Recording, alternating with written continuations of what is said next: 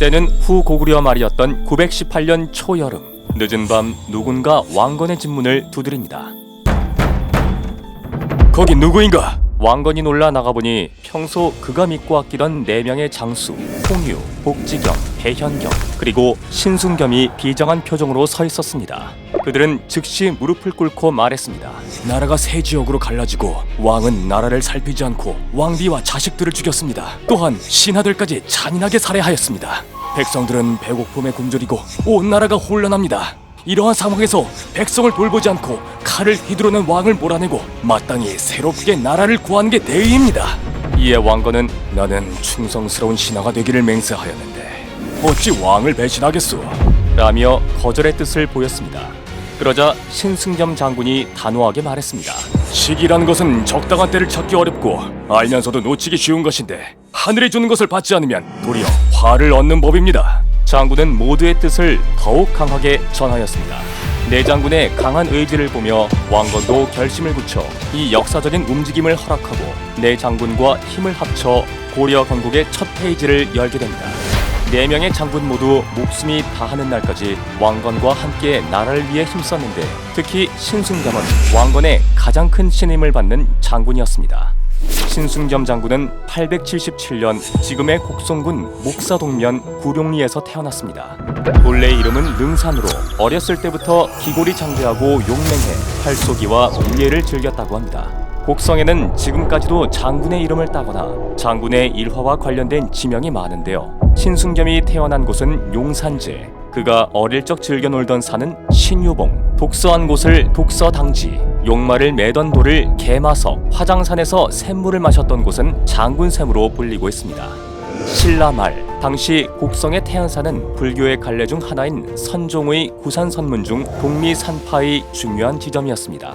이곳으로 천하의 영웅들이 모여들었는데요. 이때 마을에서 이미 장군의 기질을 보이던 신순겸 장군 또한 태안사의 도선국사에게 학문과 무술을 익혀 무대로 진출하게 됩니다. 그 결과 궁예의 눈에 들어 말을 모는 마군의 대장인 마군 장군에 오르게 됩니다. 그리고 그의 인생에 빼놓고는 말할 수 없는 왕건과 만나게 됩니다. 왕건과 함께 혁명을 일으켜 고려 개국 1등 공신이 된 신순겸 장군은 왕건의 충신으로 고려 건국 초 나라의 기틀을 다지는 데 큰 공을 세우는데요. 특히 그의 활솜씨는 신궁인 수준이라 이와 관련된 일화가 전해집니다. 어느 날 왕건과 여러 장군들은 황해도 평산으로 사냥을 떠났습니다. 마침 그때 기러기 떼가 그들의 머리 위를 지나가게 되는데요. 왕건이 이를 보고 저 기러기를 누가 맞출 수 있는가? 라고 물었습니다. 그러자 신순겸 장군은 몇 번 기러기를 맞추면 되겠습니까? 왕건이 웃으며 3번째 기러기를 맞춰보라 명하니 장군은 또다시 3번째 기러기에 어느 쪽을 맞추면 되겠습니까? 왕건이 기러기의 왼쪽 날개를 맞춰보라 말하니 장군은 활을 들어 정확히 3번째 기러기의 왼쪽 날개를 맞추었습니다. 왕건이 이에 감탄하여 기러기가 떨어진 땅의 일대인 평산을 장군에게 하사하고 그 지역에 세금을 걷어 가질 권리를 주었다고 합니다. 그리고 이때 신순겸이란 이름 또한 내리게 됩니다. 바로 평산신씨의 시조가 탄생한 역사적 순간이었습니다. 이처럼 왕건의 충신이자 신궁에 가까운 명장인 그의 마지막 또한 가히 고려의 역사를 결정지을 만큼 의미있고 위대한 죽음이었습니다. 고려 신년, 때는 고려와 후백제의 세력 싸움이 치열하던 무렵이었습니다. 고려 건국 초기에는 고려, 후백제, 신라의 평화가 이어지는 듯 했지만 후백제의 왕 견훤이 신라에 대한 무력 공세를 퍼붓자 각 나라 사이에는 긴장감이 고조되고 있었습니다. 특히 927년에는 견훤이 신라 경주를 침공해 정예왕을 죽이고 약탈과 무자비한 학살을 감행하였는데요. 왕건은 이 소식에 몹시 분노하여 신순겸, 김락장군 등과 함께 직접 군사 5,000명을 거닐고 대구 공산성으로 출격하게 됩니다. 마침내 공산에서 후백제의 군대와 큰 전투를 벌이게 되는데요. 후백제의 군사들의 공격은 기세가 몹시 사납고 세차서 왕건과 장군들은 포위망에 갇혀 큰 위기에 빠지게 됩니다. 전쟁은 고려군에게 점점 불리하게 흘러갔고 견훤은 그 기세를 이어 점점 포위망을 좁혀나갑니다. 왕건은 꼼짝없이 후백제군에게 잡혀 죽임을 당할 엄청난 위기에 빠지게 됩니다. 큰 위기 속에 신순겸 장군은 명장다운 기질을 발휘하는데요. 왕건의 투구와 갑옷을 바꾸어 대신 입고 스스로 적군으로 뛰어들어 미끼가 되기를 자처했습니다. 왕건은 그를 잃을 수는 없다며 슬퍼하였지만 신순겸 장군은 김락 장군과 함께 마지막 남은 힘을 다하여 해강로를 만들었고 왕건은 눈물을 머금고 훗날을 위하여 해강로로 대피하게 됩니다.